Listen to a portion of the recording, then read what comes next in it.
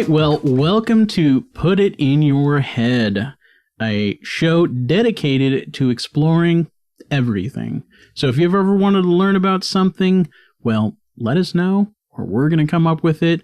No matter what, we're going to tackle the subject and devote a whole show to it. Interesting, fun ideas. Absolutely. I mean, you name it, we got it. If there's anything that you've always wanted to know about, you've always been interested in, send us any ideas you have. We want to hear them. We want to cover them. We want to learn more with you. And so just a quick introduction here. My name's Dan. I'm Anna.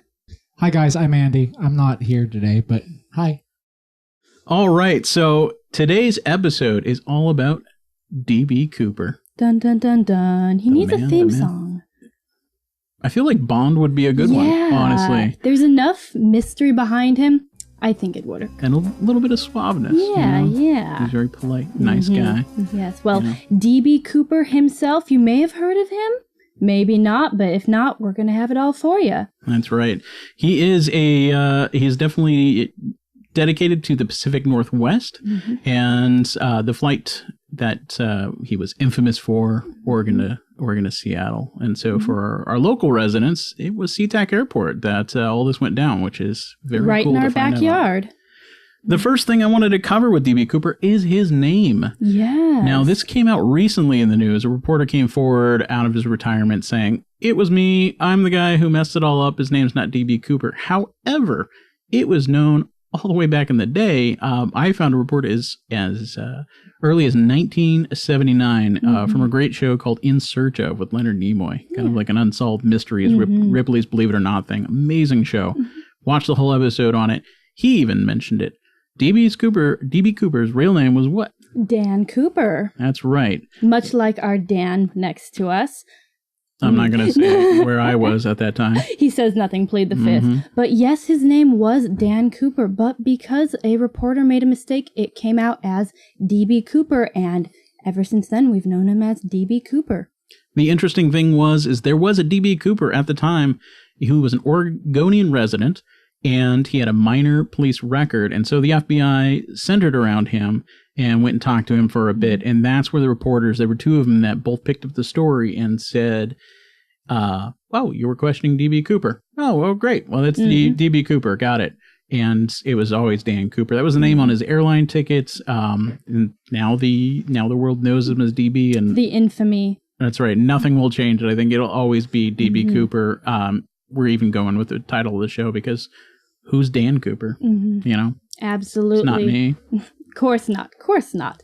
Well, should we get down into how it all went down? Let's do it. Do you want to start us off here with the chronological? Absolutely. So Dan Cooper goes and he buys a one-way ticket on the Northwest Orient Airline from Portland to Seattle. And when was this? This was in 1971, November 24th. So It was a while ago, but a bit. Just a tad. But the plane departs with 36 people on board, including a few staff as well. Yeah, and the staff actually come into play a little bit here. Part of the story, a little anecdote, humanity. But the plane departed Flight 305, and the plane departs with 36 souls on board. And this is kind of the start of it, very calm, just a typical flight, Portland to Seattle. And D.B. was not, he didn't stand out. He seemed like a perfectly normal guy. He ordered a bourbon. He lit a cigarette. Nothing, on a plane. Oh, of course. It blew my mind when I heard that. Absolutely nothing out of the ordinary. Now, where things start to get a little bit interesting is he slips a note to a stewardess by the name of Florence Schaffner. Now, something interesting about Schaffner is apparently she was very used to being given notes by lonely businessmen with their phone numbers, with proposals. She actually would wear a wig sometimes because she got, I'm not sure if the wig was because she wanted to look less attractive or to disguise herself. Right. Was she like putting on dreadlocks or something? And she's like, I don't want anybody to hit on me. I'm not sure, but she would put it on. And so she gets this note and she assumes, oh, this just must be another lonely businessman, trying to pick me up. And she drops it in her purse. She doesn't look at it. Now, what DB says next, I kind of love this, is he says he wants her to look at the note. He obviously sees that she's dropped it in the purse without even looking at it, and he just quietly leans over and he says, "Miss, I think you need to look at that note." Very ominously. I love that. Right, but not threatening, just matter of fact. This is what needs to happen. Yeah. And so she looks at it. Yeah, and I think that's something that really sets him apart and makes it such an interesting story, is that through all this, he doesn't show any signs whatsoever about being, really excited or over the top. He's just, for all intents and purposes, he seems like a regular guy up through all of this. Right, and the exact wording of the exact wording of the note that he had, we don't know, because Cooper did keep it. But Schaffner recalled that it said, "I have a bomb in the briefcase," and he even asked her to look, and he showed her something that looked like an atypical, what it was described as, it looked like a cartoon bomb. Yeah, it was like, whether it actually was a bomb. Right. It was like, 4 to 8 red cylinders taped together, looked like it should have like Acme written on the side. So, but that was enough of, reality check and to say, hey, this is something serious. So she, he said, here's what I'm looking for. You need to let the captain know, and sent her up to the front to go talk to the captain. Now, this was Captain Scott, William Scott, and of course he didn't take it very seriously. Yeah. And I'm just looking here because I have the actual transcript, and forgive me, this is such a fascinating story. It's an absolute rabbit hole. I think for both of us, we started, look at a couple articles, and the more and more you learn, the more insane that the story becomes. You could spend days and days learning about what went on, the theories, the conspiracy theories. Absolutely. Oh man, the conspiracy theories. And we'll get into some of those. We came across a couple interesting ones. Yeah, and the sheer oh god, insanity of it. The insanity, but just the bulk. I mean, this has been investigated heavily. Obviously, the FBI has looked into this, and we'll have an update at the end concerning the FBI. And then everybody coming forward with something, because this was, I guess for a better term, a sexy legend. Everybody kind of bit into it. This is a folk hero in a way. He got away with it. Absolutely. I mean, this is the only successful attempt at air piracy that someone actually got away with it and got away with the money. In U.S. history, that's right. The only successful skyjacking. Just the phrase skyjacking in and of itself, it means business. Yeah, I agree. Here is the note that was actually, this is from the radio call that the captain sent down to the tower. And it says, Stu has been handed note, short for stewardess here, requesting a knapsack by 5 p.m. C, which is SeaTac, this afternoon. Wants 2 backpacks, parachutes, wants money in negotiable American currency, denomination of bills not important, has bomb in briefcase, and I'll use it if anything else is done to block his request. And so, very, very matter of fact, but they were on it right away and knew that they were going to have to deal with this situation. Absolutely. And even though this is something that happened, a bit before we got terrorism, air terrorism, which we have nowadays, you can tell they absolutely take it completely seriously. Oh, very. The surprising thing is they met his demands. I know. Nowadays, no. We don't. We don't negotiate with terrorists. Exactly. And they were like, oh, okay. I mean, even reading through the case files, they really didn't put up any fight. It was Northwest Orient Airlines that approved the money and said, okay, we're going to go ahead and pay this. They pulled it from a couple different banks in the area. And then the request for parachutes, because he requested 4 parachutes, the request, the military got them. And then he heard about that while they're circling in the air. They held for 2 hours in the air over to Tacoma, Seattle. They told him about the military parachutes, and he said no. No, I want civilian parachutes. And it was something about having the mandatory the self ripcord instead of having one that was an auto ripcord. And it shows something smart on his part. The fact that he requested for means I think that was a good way for him to keep the FBI off and kind of keep them at bay, because for all they know, he could have used one of the parachutes, take one of the staff members, take a civilian, and jumped out with them. It was a good way. It was a good move on his part.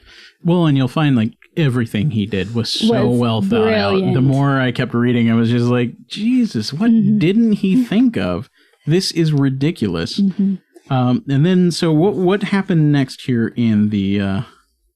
So what happens is they do get the money, and through all of this, D.B. Cooper, he's very nice and polite. He ordered a second bourbon, and he paid his tab. He even encouraged the stewardess to keep the change when he paid for it, which just seems such an oddity in this, great heist that he's pulling off.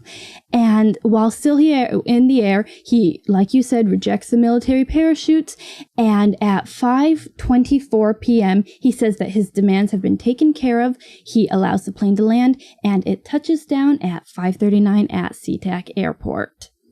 And so even with the touching down, this is a well thought out thing. He tells the captain to taxi to a well lit area. He doesn't want to hide this plane. He wants it in the brightest spot possible.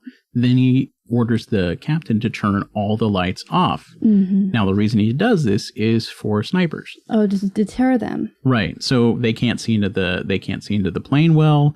They can't see, number of people moving around, everything like that. So just, another thing that he thought of. It really is. The more and more that you learn is that he put so much thought and effort to this. After that, he does allow all the passengers off. He decides that he's going to let them all go. And the only people who remain are the pilot, co-pilot, a flight attendant, and one flight engineer remain. Right. So he's still got, unfortunately, hostages, but he did let all the passengers go. Including the flight attendant who he gave the note to earlier, which I'm surprised about. You think that maybe because he's already established contact, I had assumed that he'd keep her on board, but... No, he sent Schaffner, he sent Florence off and kept a new attendant. And...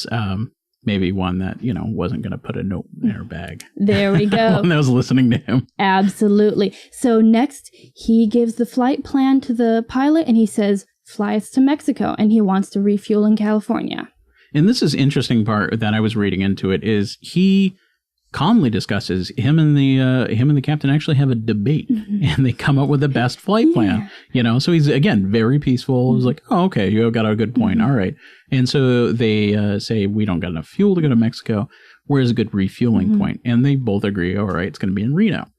And so, that's just, all right, here's another thing he's obviously thought out. And that's going to come into play here in a little bit. Oh, absolutely. Now, this is where I think things get a little bit more interesting. D.B. Cooper gives incredibly specific instructions for the flight experience. What he wants, 15-degree down flaps on the airplane. He wants what the landing gear is to look like. And so this is when we first kind of start to realize he has to know something about airplanes. He has to be experienced somehow to know these sort of minute details about flying and landing civilian aircraft. And even flying them. Yeah, absolutely. All of the above. But it really shows that that'd be something that you probably couldn't learn just from a book, from what have you, during the day. He would have had to experience it somehow. Well, and to take it even further, he told the captain to lower the rear stairs and keep them lowered on takeoff. And the FAA stepped in and said, you can't do that. Absolutely not. And he said, no, the plane can fly fine with it. And they said, no. He actually said, oh, okay. Well, we'll leave them up. Yeah. And then I'll lower them in flight. Seems so safe. It seems so safe. But I think it shows again how calm he was, how absolutely composed he was about this. There was no screaming. There was no, he didn't pull out a weapon other than the bomb that he showed. He really kept his cool throughout. And so by the time they take off, there's 2 F-106s scrambled from McChord Air Force Base and shadow the flight, one above and one below. So they're following him once they take off. They know that this guy, he's got the money and he's going to go off with it.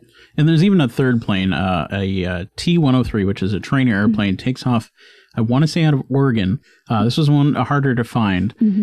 it could never find the plane, and that comes into play. That's an interesting thing that could never find the plane, so it had to turn around. But the 106s were on that 727 the whole time. Absolutely. And something interesting at this point, it's not the middle of the day on a beautiful sunny day. It's night at this point. It's dark, and it is in the middle of a rain. It is Big storm. pouring rain. Big storm. So, I mean, anyone who's even flown today, they know, flying through a plane's no fun. Turbulence. He plans to jump out of one in the rain. So. Right. He's a brave man. So after takeoff, Cooper tells the one attendant, what is her name? Her name is Mucklow, I guess, to go into the cockpit and shut the door and don't come out again. And as she leaves, she sees him tying something around his waist, but can't really tell what it is. And so she complies and goes in the cockpit and shuts the door. And by 8 o'clock, the captain noticed the indication that the rear stairs have been lowered and an air pressure warning comes up because the stairs have been lowered. The Captain Scott offers to assist Cooper with whatever he's doing via intercom. Captain Scott was refused, and he's told once again, keep the cockpit door shut. Right. And then here's the important time that happens. So at 8:13 p.m., the plane goes nose down, the tail jumps up, and they think that's when he jumped because there was a bubble in the air pressure that he popped in a way. And it's the way to do with aerodynamics. This airstream's rushing around, kind of comes back into the plane, and as he goes through it, it pops it in a way. And so it causes the aerodynamics of the plane to drastically changed a little bit, but the captain had to adjust for it. And after that, they didn't hear anything more from him. Absolutely. But they weren't really, reaching out. Yeah, and that's one of the biggest mysteries, because I think if they had been able to know exactly when he jumped and know for certain, it'd be a lot easier to pinpoint where they think he might have landed. But since they kind of just have this general assumption, makes things a little bit more difficult. All sorts of airstream, all sorts of aerodynamics. The storm was going on. When did he pull the ripcord? He jumped out into what they were assuming was -4 degrees.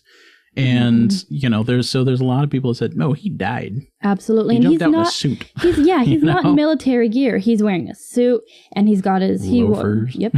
You can't, that's not going to work out too well on his health. But they do land at 10:15 p.m. at Reno Air Force, and the first thing that happens, law enforcement absolutely swarms the plane. They think maybe he was still on the plane. He thought he might be able to sneak off. No, to make sure he isn't, they absolutely swarm it, and it kind of clears the theory. You'll find a couple conspiracy theories that maybe he didn't jump, maybe he stayed on the plane, but having law enforcement look so closely immediately once it lands, theory's a little less realistic. Yeah, because they actually went and scoped out all the forest and everything around, because one of the theories is he jumped off as soon as it landed. And so all sorts of, theories have come out of that. But based on some physical evidence that turns up a little later, there's a reason there's proof that he probably jumped. He jumped. And so we've got that done, and then the investigation starts. That's when it all starts going down. Right. And based on the variables and some math and formulas and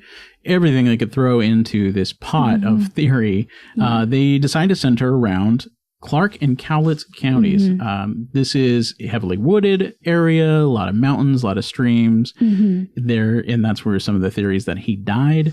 Because, if he jumped and it was dark and stormy, he didn't have an altimeter. He didn't have, anything on his wrist telling him how far he was from the land. Absolutely. And all the trees. Yeah. There's a great podcast that talks to a skydiver, and they ask him, hey, here's some information about what the wind was like, what the weather was like. Do you think it'd be possible that D.B. Cooper survived? And he couldn't give an answer either way, but it really goes to show that it would have been a very difficult jump to manage in the rain, with the terrain, with the weather. It's you can't call it either way. Even for a professional. Yeah. And so with the different searches that went on, they did ground searches, they did air searches. I even found one where they did an SR-71 flight over, and that's called the Blackbird. That's a spy plane. That's one of those top secret. Yeah. What's going on? Think she even knows what the Blackbird.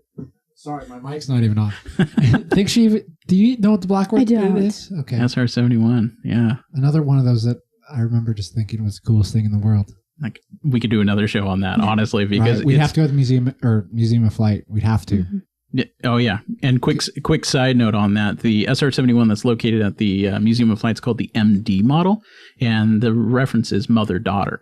It carries a drone on its back. This was something built in the 70s. That's wow. And incredibly futuristic-looking plane. Nothing's come close to it since for just like, wow. The thing would sit on the tarmac. It would leak fuel just constantly because as soon as it got fast enough, all of the metal would expand and close off. Oh, wow. And so then it would be aerodynamically perfect and no more fuel leakage. But on the ground, it all expanded. But anyway, so I could do one of the SR-71. Very, very cool plane. Tune in next time. Yeah, why I thought it was... Cold War. Oh, God. So, conspiracies, man. It's all. It was a plane designed to spy on the Russians. So yeah, after the U-2 plane and the Powers mishap with Russia, and everything all that. went sideways. You could say that, a little bit. So why I mentioned that though was just a spy plane. Like they brought that in. This is how serious they were taking things. Nobody's gonna get away with this $200,000, which is this was a huge deal. Yeah, 1.1 million in today's times. And so taking that from the man, taking that from the government, no. And it's got to be a source of embarrassment, too, because, I mean, he executed it such a huge heist and so flawlessly that the government couldn't have been happy with them getting it right from under their noses. Right. And I actually I was watching today an FBI investigator who wrote the book, No, this was Hennebach. He's still investigating today. He's retired, but he's still investigating today.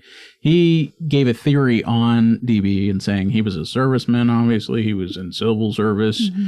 He was uneducated, not a very smart guy. And I'm just immediately going, no. Yeah, Everything points to him planning not just the event, but like possibilities, like he had this thing down to a T. Absolutely. And I mean, I think we got to take a moment and just talk about these investigators who must have been going through so much trying to find this guy and knowing that 50 years later, we still haven't found him. That's got to be difficult being on a case like this where there's so many variables, so many unknowns. I can't imagine.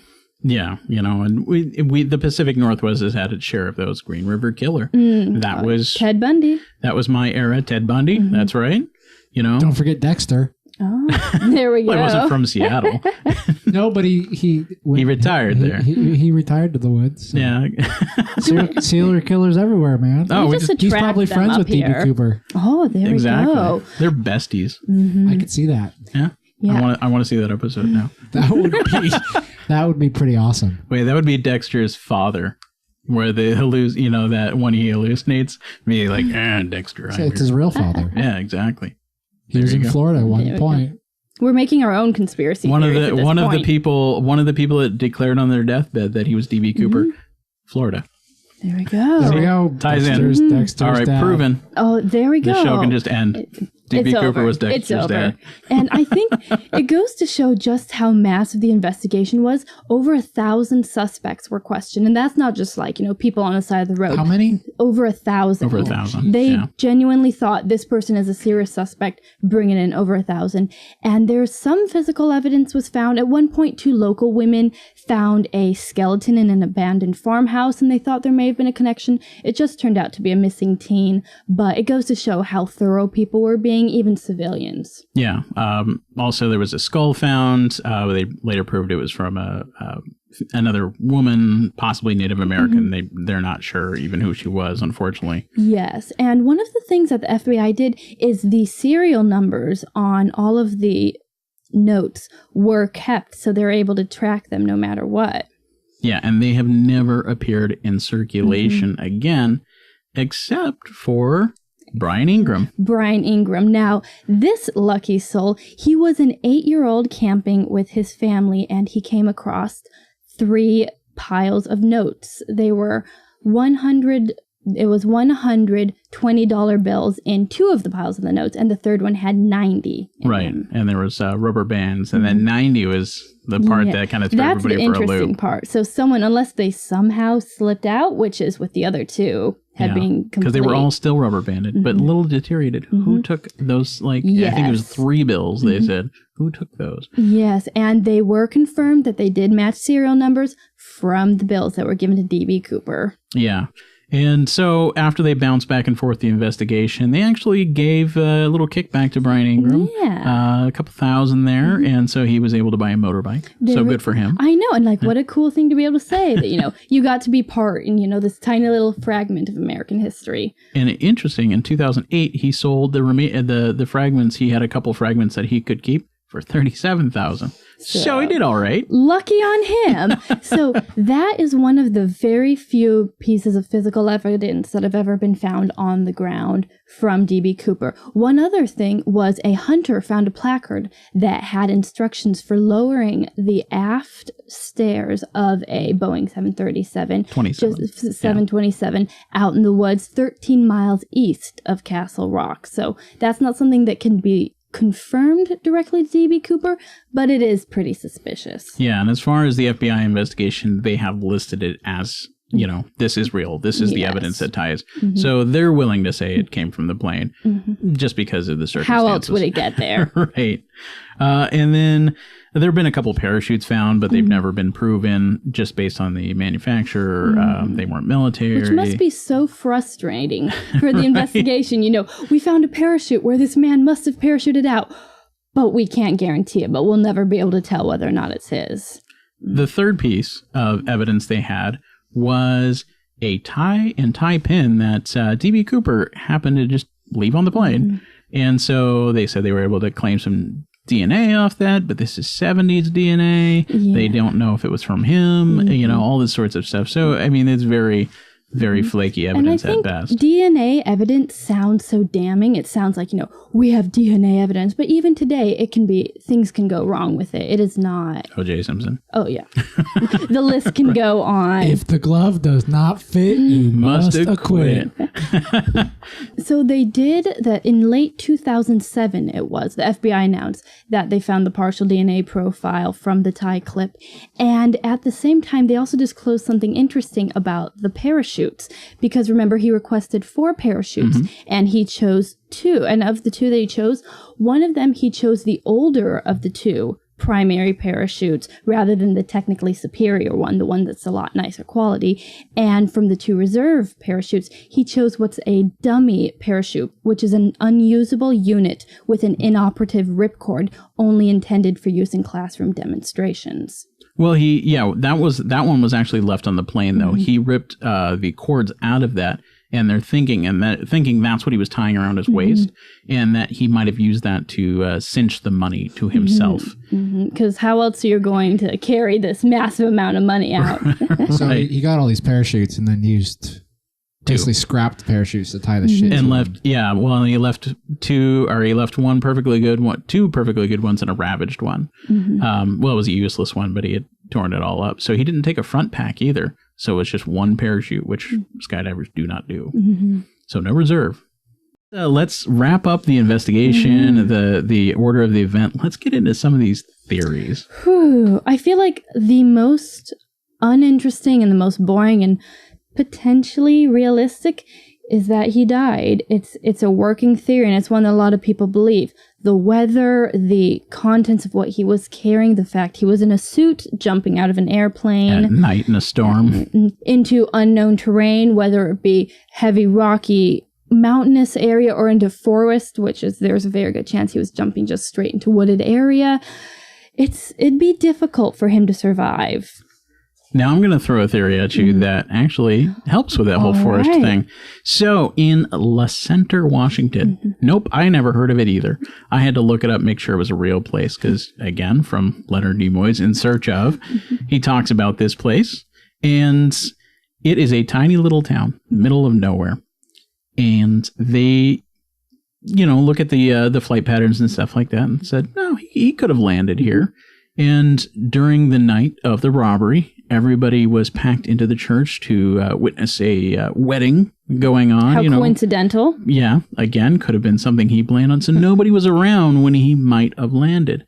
Now, the interesting thing of why they think this is fairly realistic is the week before, for a solid week, and they reported this to the police, they reported a couple of people, these are farmers looking out for, any outsiders kind of thing.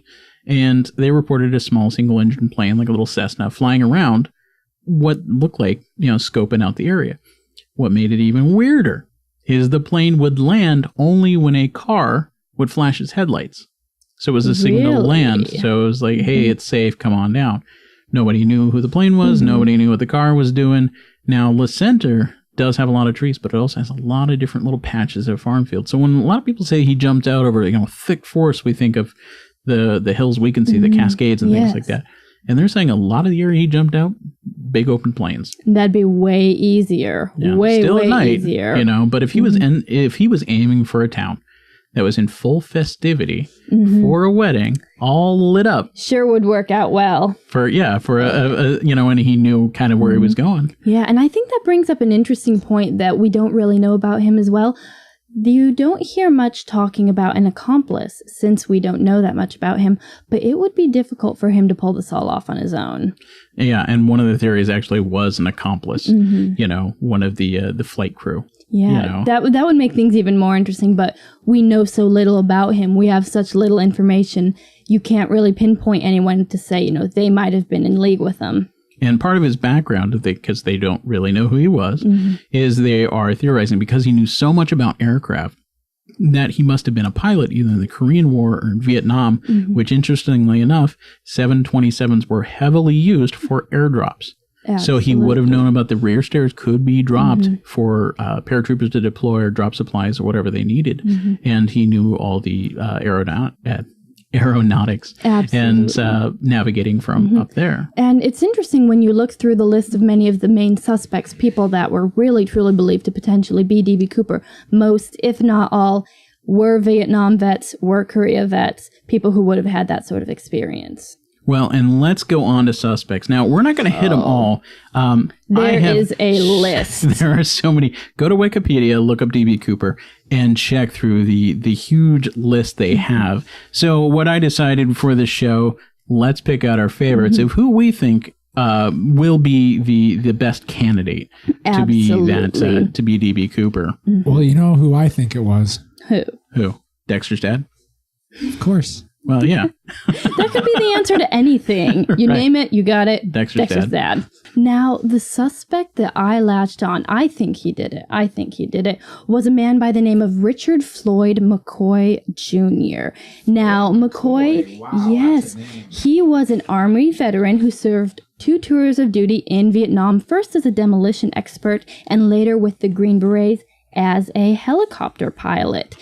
After that, and this is something I found interesting, after his military service, he became a warrant officer in the Utah National Guard and an avid recreational skydiver. Dun, dun, dun. Wow, so okay. we know that this man already has background. He has a history with airplanes, with skydiving.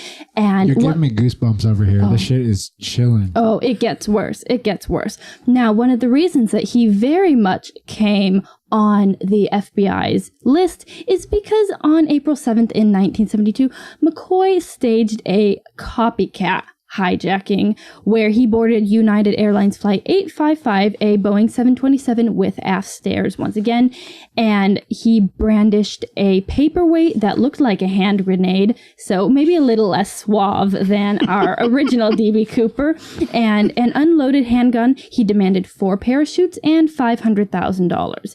After delivery of the money in the parachutes, he bailed out over Utah, leaving behind some handwritten hijacking instructions and fingerprints. So, although a lot of it does seem similar, he definitely lacks some of the style, suaveness. Yes. He was arrested on April 9th with the ransom cash, tried and convicted, and received a 45-year sentence. Now, 2 years later, where things get a bit more hot, he escaped from a federal penitentiary with several accomplices. He did this by crashing a garbage truck through the main gate, and tracked down 3 months later in Virginia Beach. He was killed in a shootout. So we have the profile of this guy. Now, he was arrested, and at that point they were looking into him because he had such a similar copycat hijinking. And one of the principal reasons that people believe this may have been the man who was D.B. Cooper before was the FBI agent who killed McCoy in the shootout said, and I quote, "When I shot Richard McCoy," he said, "I shot D.B. Cooper at the same time." He believed them to be the same person. So, take it as you will. Right. I've got my money on Richard Floyd McCoy. Well, in my corner here, I got Lynn Doyle Cooper. Named Lynn, but this is a guy. So L.D. Cooper, how he was commonly referred to, leatherwork and Korean War veteran, was brought out as a suspect in 2011 by his niece. As an 8-year-old, she recalls that he left on a hunting trip, exactly, and that they were planning something mischievous involving the use of expensive walkie-talkies. That could have been anything. It throws a weird little side twist into it. But she recalls him coming back the next day that Flight 305... the next day that after they left on the hunt, the Flight 305 was hijacked, and he came home wearing a bloody shirt, the result of an auto accident. And then even her parents came to believe that L.D. Cooper was the hijacker. Now here's where it throws an interesting little mix. As a child, L.D. Cooper was obsessed with a French comic, and that so much that he pinned all the issues up to his wall with thumbtacks. And it was all about a rocket ship captain, and a very like Sky Captain World of Tomorrow thing, ace pilot. The comic featured jumping out of the plane, hijacking with money, and all sorts of mysteries. Now the name of that comic, Dan Cooper, was the name of the comic. And like, I was just like, there's no comic just named Dan Cooper. No, there's a real one. Yeah. And so I looked it up, and, big full of like that flash and very adventure. And so if you're going to conduct a, hijacking, you want to do a little bit of style, what would you use your name, Yeah, and I think that's something so interesting about him is that if he wanted $200,000, he could have done it. Rob is sticking up a bank, what have you. There are other ways to get this. But the fact he pulls off such an incredible heist, the fact he gets the money on an airplane, jumps out of it, I think having the idea that, he had this hero, this childhood hero from comic books, that does make it seem pretty viable. Right. And so we're gonna start drawing this to a close. We're gonna throw out a quick other couple things. The aftermath of all this. Oh, yeah. The effect Cooper, DB Cooper, or Dan Cooper, had on the airline industry was one, security was vastly improved. Not the TSA, but the metal detector started coming out. It was the beginning of the end for this unfettered easy access of airplane usage. For smoking on airplanes, lounge acts, all sorts of things. You want easy access, charter. There we go. Exactly. There we go. So the other interesting thing, a little ode to his notoriety, yes, is there was a mechanism installed on planes that now prevents the stairs being deployed in flight. That's called a Cooper vane. A little nod to the former. I love that. And something I found very interesting was, this plane, it was at the heart of a very big investigation. It had this incredible thing happen to it. They continued to use it as a domestic carrier service. It was purchased by a charter company called Key Airlines and incorporated into the Air Force's civilian charter fleet that would shuttle workers between Nellis Air Force and Tonopah Test Range during the top secret F-117 Nighthawk developmental program. That's right. So that DB Cooper flight, that airplane became a shuttle service for the stealth service. The stealth aircraft development at the time, which was super top secret back in my day. I remember hearing stories about the planes going in, taking the people. Right. Being super top secret. Very Area 51. I was going to say they did the same thing in Area 51, I think, too. They'd fly in everybody from like Reno and wherever. Yeah, Vegas, Lockheed did it. There were a lot of top secret developments. I remember, again, falling off the DB Cooper, there was G.I. Joe released a stealth fighter, and so the military looked really close at where did he get the plans. It kind of looked like it. There was two that crashed and like instant Area 51 cover up. Nobody could be allowed in these flights. One had crashed into a house. Oh, wow. And so they really, really covered that up. But anyway. Here comes the MIB. That's right. So DB Cooper, the last thing here, just because it happened so recently, was the FBI officially closed the file. DB Cooper has gotten away with it. They have ceased all investigations. Doesn't stop the little armchair investigators. Doesn't stop all the other people looking into it. But the FBI, Nope, that one's done. Absolutely. And it makes me happy, you know. Learning about this reminded me of that Leonardo DiCaprio movie, Catch Me If You Can. You know, this con man where even though you know this person's doing something that's wrong in the eyes of the law, you're still cheering him on. You still want this folk hero to win. And knowing that D.B. Cooper has officially gotten away with it, you know, in the back of my mind, I thought, good for him, almost. He pulled off such an incredible heist, such an incredible thing, and he's officially gotten away with it. That's right. I was going to ask you that before we close here. I was going to ask you this earlier. What side you guys are on?